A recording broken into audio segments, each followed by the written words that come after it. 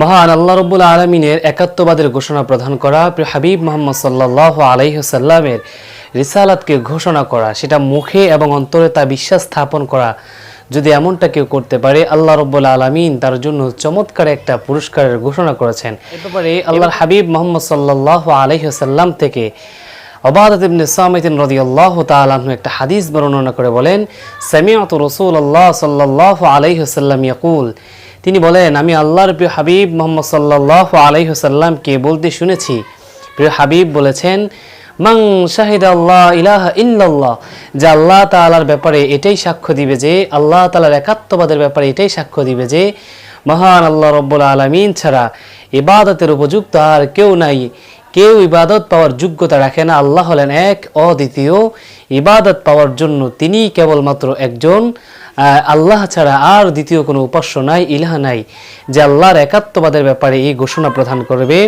ওয়া আন্না মুহাম্মাদান আবদুহু ওয়া রাসূলুহু, প্রিয় হাবিব মুহাম্মদ সাল্লাল্লাহু আলাইহি ওয়াসাল্লামের রিসালাত সম্পর্কে এমনটা ঘোষণা করবে যে, প্রিয় হাবিব মুহাম্মদ সাল্লাল্লাহু আলাইহি ওয়াসাল্লাম আল্লাহ তাআলার একজন প্রেরিত রাসূল এবং তিনি আল্লাহ তাআলার বান্দা, যে আল্লাহ তাআলার একাত্মবাদ এবং প্রিয় হাবিবের রিসালাত সম্পর্কে এমন ঘোষণা দিবে যে মুখে বলবে এবং অন্তর থেকে বিশ্বাস স্থাপন করবে। প্রিয় হাবিব মুহাম্মদ সাল্লাল্লাহু আলাইহি ওয়াসাল্লাম বলেছেন, হারামাল্লাহু আলাইহিন নার, রাব্বুল আলামিন ওই ব্যক্তির জন্য জাহান্নামের আগুনকে হারাম করে দিয়েছেন। সুবহানাল্লাহ।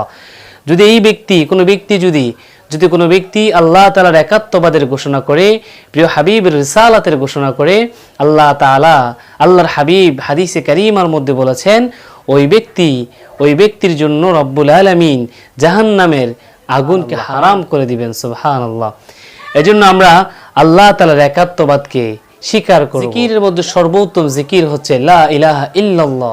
আল্লাহর হাবিব মুহাম্মদ সাল্লাল্লাহু আলাইহি ওয়াসাল্লাম অন্য একটা হাদিসে কারীমার মধ্যে বলেছেন, মান ক্বালা লা ইলাহা ইল্লাল্লাহ ফাদাখালাল জান্নাহ, যে আল্লাহ তাআলার একাত্মবাদকে ঘোষণা করবে, আল্লাহ তাআলার একাত্মবাদের বর্ণনা করবে, আল্লাহকে এক বলে মানবে, সেই ব্যক্তি আল্লাহর জান্নাতে প্রবেশ করবে। সুবহানাল্লাহ। এজন্য একাত্মবাদের জিকির করা, একাত্মবাদের ঘোষণা করা আল্লাহ তাআলার কাছে অনেক বেশি প্রিয়।